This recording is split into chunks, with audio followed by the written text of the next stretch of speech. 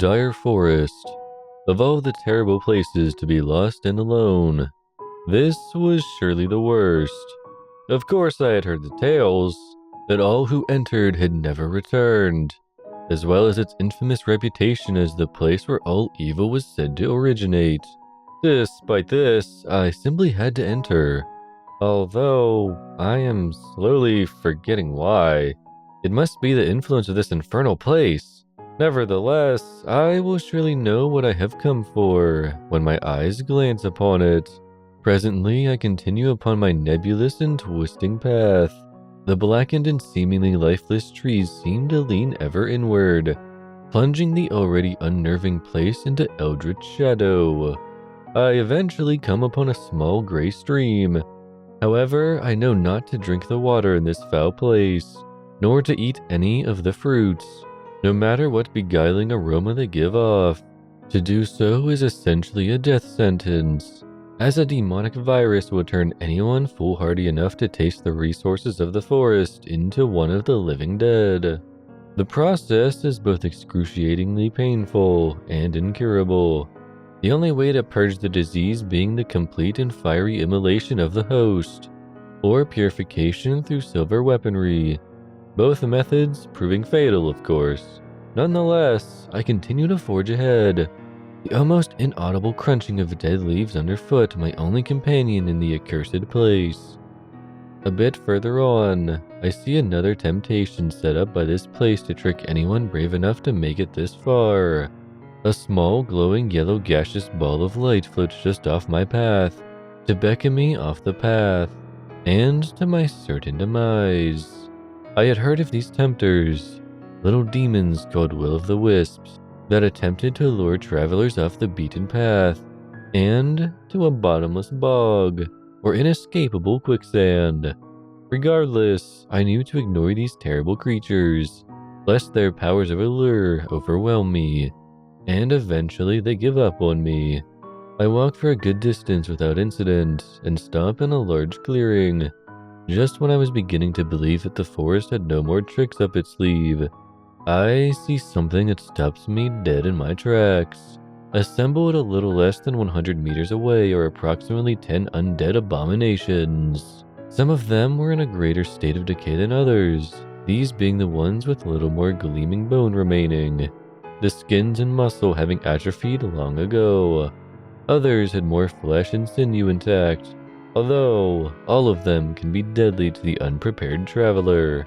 I realize then that I'm going to have to fight to survive, so I draw my 2 pure silver short blades out of their sheaths. The foul creatures take notice immediately and begin hissing malevolently. They can sense the cleansing power of silver, and I know it can put an end to them. They too drew weapons, but theirs are blades soaked in blood of the slaughter of many. They also bear demonic powers, as evidenced by the pulsing dark red aura surrounding their rusted blades. I knew not from whence they obtained these weapons, only that they were supremely evil relics of a bygone era and war. As I would expect from mindless adversary, they all begin lumbering in my direction. Without hesitation, I plunge my right blade into the upper torso of the first undead, this one having more skin than most. The result is immediate. The creature begins screaming in ever-increasing pitch, shockwaves rolling through its disgusting body, until naught but black ashes are left.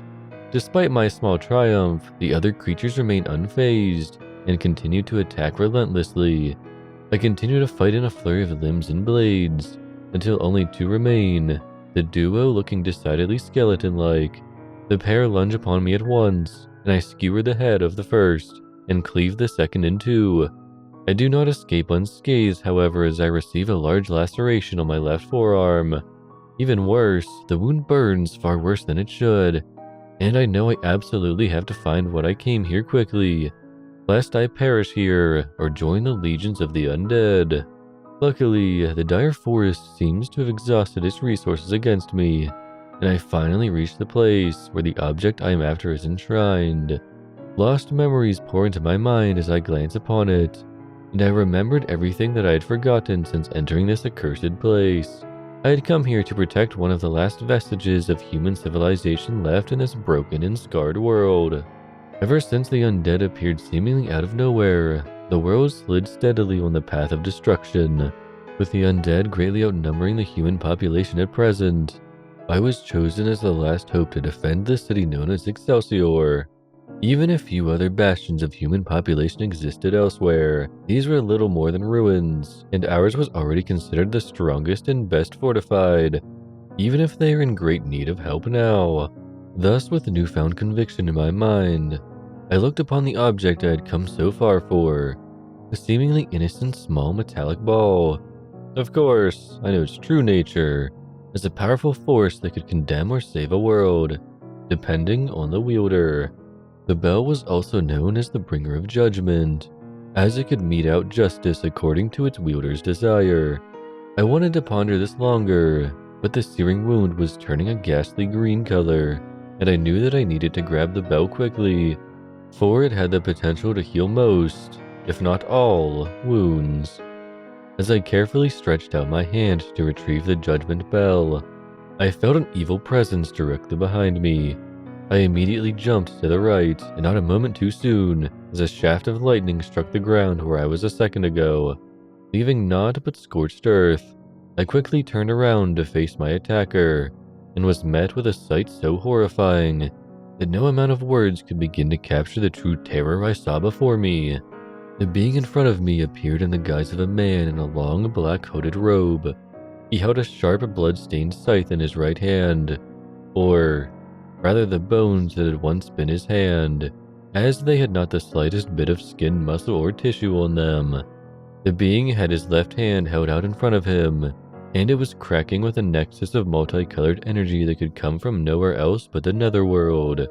The being then removed his hood, and I saw that his face was nothing more than a grinning skull, complete with a malevolent grin, and dull yellow flames where his eyes ought to have been.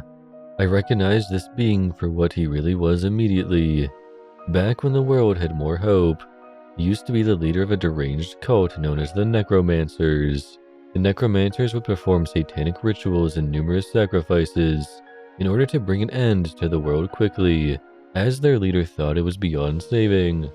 However, all the members of his cult were hunted down and exterminated, while he was banished from civilization and took refuge in the dire forest. It had been said that he made pacts with numerous malicious entities and otherworldly spirits in order to gain great and terrible powers, so that he might end the world himself. Now a radically altered version of that man stood before me, all things from his previous life discarded and forgotten, including whatever name or title he may have possessed. He was known simply as Lich to the few who knew of him, and only then in hushed whispers, and never alone.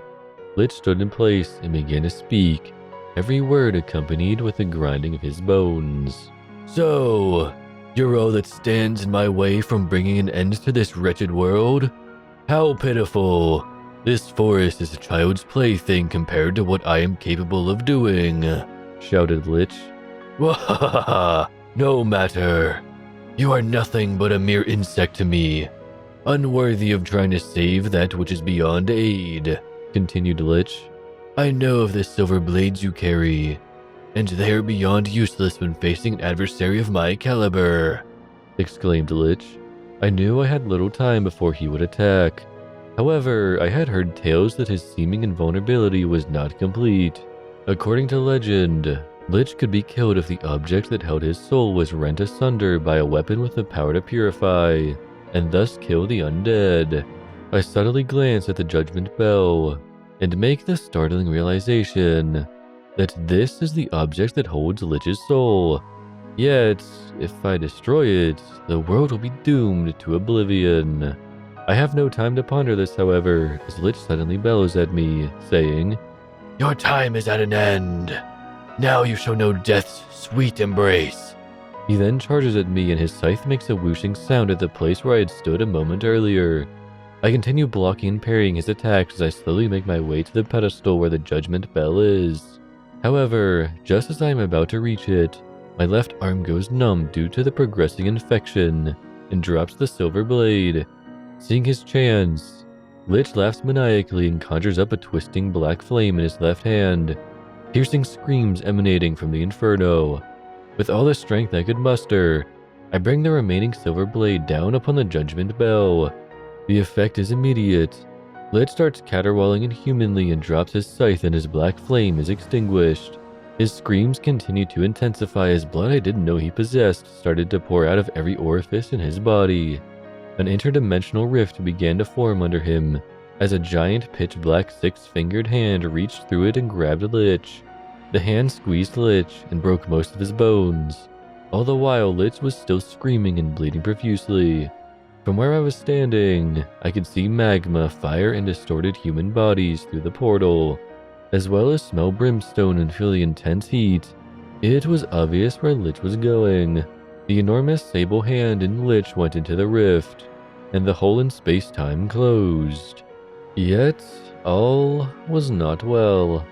The infection was quickly spreading through my body, and my vision was already beginning to blur, and only the judgment bell, which was likely destroyed, could save me, and the world. If the bell rang, all would be well. If it remained silent, then all would soon perish. With the last of my energy, I gingerly picked up the bell with my right hand and shook it back and forth. Yet my world was eclipsed in the purest white before the bell's notes could have reached my ear. If the world was saved, I had died a martyr. If the world would die, then my sacrifice was worthless. I no longer belonged in the living world, and no matter the outcome, I had passed on. The fate of the world for others to know.